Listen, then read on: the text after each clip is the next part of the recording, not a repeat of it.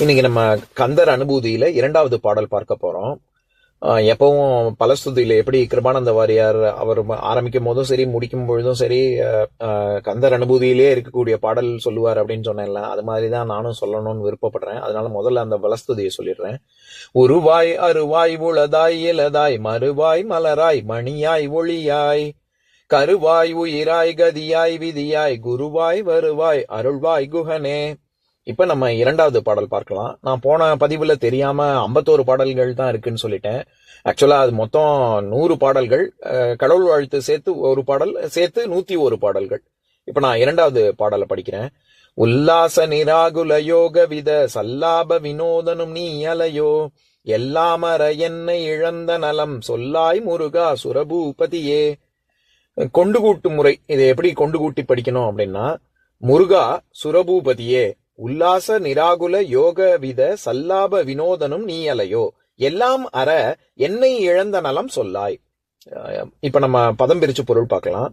முருகா சுரபூபதியே, முருகனே தேவர்களின் தலைவனே, உல்லாச மங்காத உள்ளக்களிப்பும், நிராகுல துன்பமற்ற நிலையும், யோக யோக ஸ்வரூபனும், இத நன்மை பயப்பவனும், சல்லாப வினோதனும் அடியார்களிடம் இனிமையாகவே பேசி திருவிளையாடல் புரிபவனும், நீ அலையோ நீதானே முருகா நீ அல்லவோ, எல்லாம் அற உரையவிழ உணர்வவிழ உயிரவிழ என்னை இழந்த நலம் நான் எனும் ஜீவபோதம் இழந்து அனுபவிக்கும் பேரின்ப நிலையை சொல்லாய் மற்றவர்களுக்கு நீயே எடுத்துச் சொல்ல வேண்டும். அதாவது இந்த பாடலின் மூலமாக அருணகிரிநாதர் என்ன சொல்ல வருகிறார்னா, திருமுருகப் பெருமானே, அதாவது தேவர்களின் தலைவனே, உள்ளக்களிப்பும் கலக்கமின்மையும் எல்லாம் போய் ஒரு பல்வகை யோக மார்க்க வழிகள் அந்த உயர்ந்த நிலை அதுவாக எல்லாமாக இருப்பவன் நீதான் அப்படின்னு. ஏன்னா இந்த இடத்துல உண்மை தொகை தொக்கி வருவது. உல்லாசமும் நிராகுலமும் யோகமும் இதமும் சல்லாப வினோதனும் அப்படின்னு 5 சொற்களுக்கும் சேர்த்துதான் நம்ம படிக்கணும். ஏன்னா இது எல்லாமே நீதான், நீ அலையோ அப்படின்னா நீதானே அப்படின்னு சொல்றாரு. இதுல உல்லாசம்னா எல்லாருக்கும் தெரியும், ரொம்ப உள்ள மகிழ்ச்சி உள்ள கழிப்பு அப்படின்னு அர்த்தம். இந்த நிராகுலம் அப்படிங்கிற சொல், அது சமஸ்கிருதத்துல நெரு அப்படிங்கிற பகுதி சேர்ந்தாலும் சரி, இல்லாட்டி அப்படிங்கிற எப்படி தர்மம் அதர்மம் நீதி அநீதி அப்படின்னு எதிர்மறை சொற்கள் எதிர்மறை சொல்லாக மாறும். அந்த மாதிரி எப்படி மலா நிர்மலா அப்படின்னு வருது, மலங்கள் நீங்கியவள் அப்படின்னு அம்பாளுடைய பேரு. அந்த மாதிரி ஆகுலம் நிராகுலம் அப்படின்னு வந்திருக்கு. ஆகுலம் அப்படின்னா மனக்கலக்கத்தையோ அல்லது ஒரு விதமான வெறும் சத்தம், ஒரு ஆரவாரத்தை தான் குறிக்கும். இப்ப எல்லாருக்கும் தெரிஞ்சது திருக்குறள்ல இது அரண் வலியுறுத்தல் அப்படிங்கிற அதிகாரத்துல 4வது குறள், அதாவது திருக்குறள்ல 34வது குறள் மனத்துக்கண் மாசிலநாதல் அனைத்தரன் ஆகுல நீர பிற. அதுக்கு பரிமேலழகருடைய உரையை படிக்கிறேன் கேளுங்க. மனத்துக்கண் மாசு இளன் ஆதல் அவ்வாற்றான் அறஞ்செய்வான் தன் மனத்தின் கண் குற்றமுடையவன் அல்லன் ஆக அனைத்து அரண் அவ்வளவே அறம் ஆவது பிற ஆகுல நீர அஃது ஒழிந்து சொல்லும் வேடமும் அறம் எனப்படா. ஆரவார நீர்மையே குற்றம் தீயன சிந்தித்தல் பிறர் அறிதல் வேண்டி செய்கின்றன ஆகலின் ஆகுல நீர என்றார். மனத்து மாசுடையான் ஆயவழி அதன் வழி ஆகிய மொழி மெய்களால் செய்வன பயனில என்பதும் பெறப்பட்டது. அதாவது அறத்துக்கான டெபினிஷன் இலக்கணம் சொல்லும் பொழுது இங்க திருவள்ளுவர் என்ன சொல்றாரு, உன் மனசாட்சிக்கு என்ன சரின்னு படுதோ அதுதான் அறம், அறங்கிறது அதுதான், மத்ததெல்லாம் வெறும் சத்தம் தான் அப்படின்னு. அந்த இடத்துல ஆகுல நீர பிற, ஆகுலங்கிறது சத்தம், ஒரு மனக்கலக்கம், மத்ததெல்லாம் வெறும் ஒரு மனக்கலக்கத்துல தானே நமக்கு ஒரு ஐயோ அம்மான்னு சத்தம் போடுவோம். அதனால அந்த மாதிரியான சத்தத்தை குறிக்கும், அது மனக்கலக்கத்தையும் குறிக்கும். அதனால நிராகுலம் அப்படின்னா நிராகுலம் அப்படின்னு தானே வருது. நிராகுலம்ங்கிறது மனக்கலக்கம் இல்லாத ஒரு தன்மை அப்படின்னு அர்த்தம். அடுத்தது யோகம். யோகம்ங்கிறது யோக பயிற்சியில ஒரு மேலோங்கிய ஒரு நிலை. யோகம்ங்கிறதே ஒன்று கலப்பது அப்படின்னு தானே போன பாடல்லையே பார்த்தோம். அப்புறம் இதம். இதம்னா ரொம்ப எதமா இருக்கு, ரொம்ப மனசுக்கு எதமா இருக்கு அப்படின்னு சொல்லுவோம்ல, ரொம்ப இன்பம் பயக்கக்கூடியதாக இருக்கு. சல்லாப வினோதனும், சல்லாபம் அப்படின்னாலே ரொம்ப பேசுவது, இனிமையாக பேசுவதுன்னு அர்த்தம். வினோதனும் அப்படின்னு இங்க ஏன் முருகனை அப்படி சொல்றாரு அப்படின்னா, பொதுவாகவே நம்ம சமஸ்கிருதத்துல லீலா அப்படின்னு சொல்லுவோம், தமிழ்ல திருவிளையாடல் அப்படின்னு சொல்லுவோம். இறைவன் ஒரு விஷயத்த செய்யறான்னா அதுக்கான காரணம்லாம் நமக்கு தெரியும், நமக்கு புரியாது. நான் இவ்வளவு நல்லது பண்றேனே, எனக்கு ஏன் தான் இவ்வளவு கஷ்டம் வருதோ அப்படின்னு தான் நம்ம நினைப்போமே ஒழிய, அது நடந்ததுக்கு அப்புறம் கூட நமக்கு புரியாது ஏன் இப்படி கடவுள் செய்தார் அப்படின்னு. இப்ப மகாபாரத கதையா இருக்கட்டும், ராமாயணத்துல வரக்கூடிய விஷயங்களாக இருக்கட்டும், ஏன் இவ்வாறாக நடந்தது அப்படிங்கிறதுக்கு நமக்கு, ஏன்னா அது பல ஜென்மங்கள், அது முந்தின ஜென்மம் அடுத்த ஜென்மம் நடக்க போறது, இது எல்லாத்துக்கும் தொடர்புடையதாக சில விஷயங்கள் நடக்கும். அதுக்கு நம்ம இந்த ஜென்மத்துல வச்சுக்கிட்டு நம்மளோட அறிவுக்கு புலப்படாதுல்ல. அதனாலதான் அதை திருவிளையாடல்னோ லீலைன்னோ சொல்றோம். எதுக்கு சொல்ல வர்றேன், அதனால அவர் இங்க அருணகிரிநாதர் என்ன வார்த்தை பயன்படுத்துறாரு, நீ அல்லவோ முருகா அப்படின்னு சொல்றதுக்கு சல்லாப வினோதன். வினோதம் ரொம்ப வினோதமா இருக்கே அப்படின்னு நமக்கு தோணும் அந்த திருவிளையாடலாம். அதனால அந்த வார்த்தையை சொல்றாரு, சல்லாப வினோதனும் அப்படின்னு. இது எல்லாமே நீதான் முருகா அப்படின்னு. இதுல முருகனை எப்படி அவர் அட்ரஸ் பண்றாரு, எப்படி அழைக்கிறாரு, முருகா சுரபூபதியே அப்படின்னு. அதாவது பதி அப்படின்னா தலைவன் அர்த்தம். அதனாலதான் நம்ம தளம்னா படைன்னு ஒரு அர்த்தம் இருக்கு. தலைவனா அதனாலதான் தளபதி அப்படின்னு சொல்றோம். அதே மாதிரி எல்லாவற்றிற்கும் தலைவன் அதிபதி. அதிபதினா அரசனுக்கு ஒரு ஒரு ஒரு சொல் இருக்கு. அதே மாதிரி சிவகணங்களின் தலைவன் கணபதி. பிள்ளையாருக்கு சிவகணங்களின் தலைவன் பிள்ளையார், அதனாலதான் கணபதி அப்படின்னு ஒரு பேர் இருக்கு.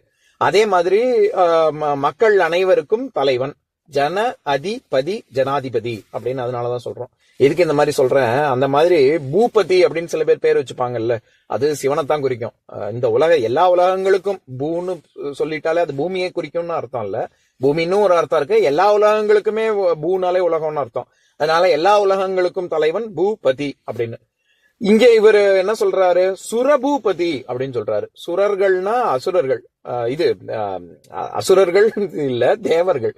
சுரர்கள்னாலே தேவர்கள். அப்ப தேவசேனாபதி, அப்படி தேவசேனாபதினு முருகனுக்கு இன்னொரு பேர் இருக்குல்ல, அந்த தேவசேனாபதி அப்படிங்கறத தான் இவர் சுரபூபதி அப்படின்னு சொல்றாரு.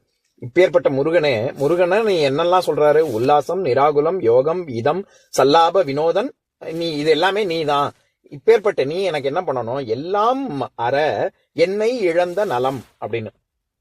எல்லாம் அற அப்படின்னா எதெல்லாத்தையும் எதிலிருந்து விடுபட வேண்டும் அப்படின்னா, 4000 திவ்ய பிரபந்தத்துல எப்படி ஒரு பாசுரத்துல அற்றது பற்றனில் உற்றது வீடு அப்படின்னு வருமோ, அந்த மாதிரி அகப்பற்று புறப்பற்று இது ரெண்டையுமே விட்டு ஒழிக்கணும் அப்படின்னு. புறப்பற்று அப்படின்னா நமக்கு இது என்னுடைய வீடு, என்னுடைய குடும்பம், என் நாட்டுப்பற்று, தேசப்பற்று, மொழிப்பற்று, இப்படி எல்லாம் பலவாறாக இருக்குல்ல, இது எல்லாமே சேர்ந்ததுதான் புறப்பற்று.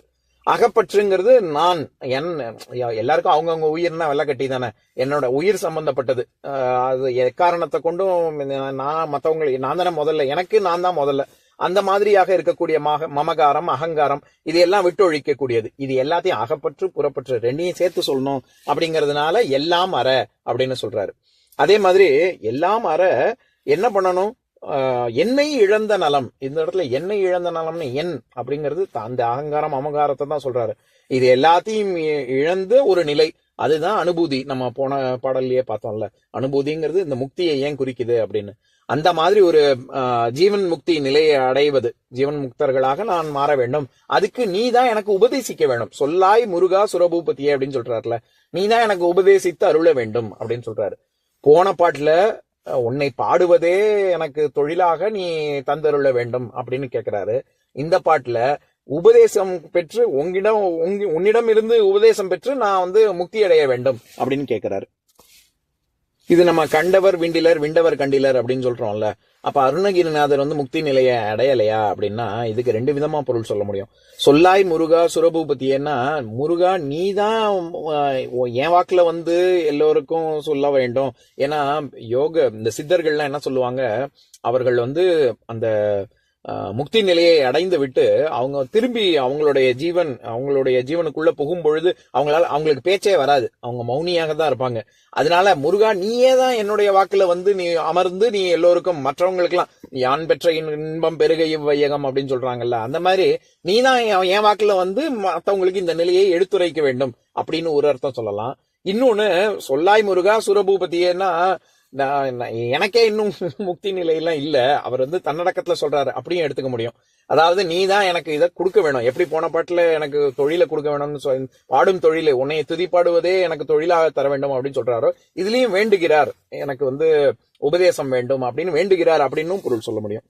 அதே மாதிரி யோக வித அப்படிங்கறத, யோகம் நம்ம எப்படி பார்த்தோம், யோகம் இதம், இப்பேற்பட்ட முருகனே அப்படின்னு அப்படி யோகம் கூட்டல் இதம்னு பிரிச்சு சொன்னோம்ல, அப்படி இல்லாம யோக விதம் அப்படின்னே பிரிக்க முடியும். அப்படி பிரிச்சா என்னன்னா, முருகனுக்கு வந்து யோகாச்சாரிய மூர்த்தி அப்படின்னு ஒரு பேரும் இருக்கு. ஏன்னா குண்டலினி யோகத்துல எப்படி இடைக்கலை வந்து சக்தியின் அம்சம், பிங்களை வந்து சிவனுடைய அம்சம், நடுவில் உள்ள சுழுமுனை வந்து முருகனுடைய அம்சம், அந்த சுழுமுனை நாடி வந்து முருகனுடைய அம்சம், அது சர்ப்ப வடிவில் இருக்கும் அப்படின்னு எப்படி சொல்றாங்களோ இதே தானே ஔவையார் வந்து விநாயகர் அகவல்ல சீதக்கிளப செந்தாமரை பூம் பாதச்சிலம்பு பல இசைப்பாட அப்படின்னு தொடங்கக்கூடிய பாடல்ல இடைபிங்கலையின் எழுத்தறிவித்து கடையில் சுழுமுனைக்கு அபாலமும் காட்டி 3 மண்டலத்தின் முட்டிய தூணின் 4 பாம்பின் நாவில் உணர்த்தி குண்டலி அதனில் கூடிய அசைவை விண்டெழு மந்திரம் வெளிப்பட உரைத்து மூலாதாரத்து 3 கணலை காலால் எழுப்பும் கருத்து அறிவித்தே அப்படின்னு சொல்றாங்கல்ல. அந்த மாதிரியாக முருகனையே வந்து யோகாச்சாரியன் அப்படிங்கிற ஒரு தோற்றத்துல பார்க்கக்கூடிய ஒரு சம்பிரதாயமும் இருக்கு. அவங்க என்ன பண்ணுவாங்கன்னா, எப்படி சைவர்கள் வந்து சில தியானிக்கும் பொழுது அவரவர்கள் ஒவ்வொரு விஷயங்கள் தனக்கு பிடிச்ச விஷயங்கள், தாமரையோ அல்லது ஒரு வில்வ இலையையோ ஏதோ ஒண்ணு மனசுல இருத்தி தியானம் பண்ணுவாங்க. ஏதாவது ஒரு விஷயத்த மட்டுமே நினைக்கணும் அப்படின்னு. அப்படி ருத்ராட்சத்தை பண்ணலாம், இல்லாட்டி வைணவர்கள் வந்து சங்கு சக்கரம் அந்த மாதிரி பண்ணலாம். அந்த மாதிரி கௌமாரத்தை பின்பற்றுபவர்கள், அதாவது முருகனே முழுமுதற் கடவுள் அப்படின்னு நினைக்கக்கூடியவர்கள் மனசுல வந்து மயில தான் தியானிப்பார்கள். ஏன்னா அதுதான் இந்த குண்டலினி சக்தியை எழுப்புவதற்கு ரொம்ப சுலபமாக அவங்களால செய்ய முடியும். அதனால அந்த மயில் தியானம் பண்ணி எழுப்புறது. ஏன்னா போன பாட்டிலேயே நம்ம பார்த்தோம்ல, வேல் மயில் சேவல் 3ஐயும் அவர் சொல்லிவிட்டு தானே இந்த பாட்டுக்கு வராரு. அதனால அப்படி தியானம் செய்து எனக்கு என்னோட இந்த எல்லா விஷயத்தையும் விட்டுட்டு யோக பயிற்சியில நான் மேலோங்கி வரணும் அப்படின்னும் அந்த யோக வித அப்படின்னு பிரிச்சா இப்படி ஒரு அர்த்தமும் இருக்கு. ஆகவே வாக்கு, மனம், காயம், அதாவது எண்ணம், சொல், செயல், இது எல்லாமே இந்த மாதிரியாக இருக்கக்கூடிய 3மே எல்லாத்தையும் அழித்து இருக்கக்கூடிய ஒரு நிலை. அப்ப நம்ம என்ன நினைச்சுக்க கூடாது, சரி அப்ப முக்தி நிலைங்கிறது, இந்த அனுபூதி நிலைங்கிறது ஏதோ தூக்க நிலை போல இருக்கு அப்படின்னு. ஏன்னா தூக்கத்திலேயே நமக்கு நம்மளுடைய மனசு, நம்மளுடைய உடம்பு, நம்மளுடைய பேச்சு எதுவும் இருக்காதுல்ல. அந்த மாதிரி நிலைன்னு ஒப்பிட்டுற கூடாது. இதையே திருப்புகள்ல 1240வது பாடல்ல அருணகிரிநாதரே ரொம்ப அழகா சொல்லியிருப்பாரு. தூங்கிய பார்வையோடு தாங்கிய வாயுவோடு தோன்றிய சோதியோடு சிவயோகம் தூண்டிய சீவனோடு வேண்டிய காலமோடு சோம்பினில் வாழும் வகை அப்படின்னு. அங்க எப்பேற்பட்ட உயர்ந்த நிலை அப்படின்னு இப்படியும் விளக்கியிருப்பாரு. அதனால ஏதோ நம்ம தூங்குற நிலைன்னு நினைச்சிடக்கூடாது. இங்க அனுபூதி நிலையை நீதான் உபதேசிக்க வேண்டும் அப்படின்னு. என்னை இழந்த நலம் சொல்லாய் முருகா சுரபூபதியே அப்படின்றதுக்கு இப்ப நம்ம வந்து முக்தி நிலையை நீதான் உள்ள இருந்து சொல்லணும் அப்படின்னு சொல்றோம்ல. இது முக்தி வரைக்கும்லாம் போவேணாம், ஒன்னும் இல்ல. இப்ப நம்ம சாதாரணமா ஒரு சக்கரை எப்படி இருக்கும் அப்படின்னு கேட்டா, அதை எப்படி இன்னொருத்தர் இது வரைக்கும் ஒருத்தர் சர்க்கரையே சாப்பிட்டதே இல்ல, அவர்கிட்ட சக்கரை எப்படி இருக்கும் அப்படின்னு நம்ம சொல்லணும்னா நம்ம என்ன சொல்லுவோம்? நீங்க கரும்பு சாப்பிட்டுருக்கீங்களா, வேற ஏதாவது ஒரு உதாரணம் சொல்லி கரும்பு சாப்பிட்டுருக்கீங்களா, அந்த மாதிரி அதுல இருந்தா சக்கரையே எடுக்கிறாங்க, அது மாதிரி இருக்கும் அப்படின்னு சொல்லலாம். இல்லாட்டி திதிப்பா இருக்கும், அந்த மாதிரி ஏதாவது நம்ம சொல்ல முடியும். ஆனா உண்மையாவே சர்க்கரையை சாப்பிட்டு அனுபவிக்கிற மாதிரி வருமா? நம்ம என்ன வேணா சொல்லலாம், சர்க்கரை இப்படி இருக்கும், அப்படி இருக்கும், வெள்ளம் மாதிரி இருக்கும், அது மாதிரி இருக்கும், இது மாதிரி இருக்கும்னு.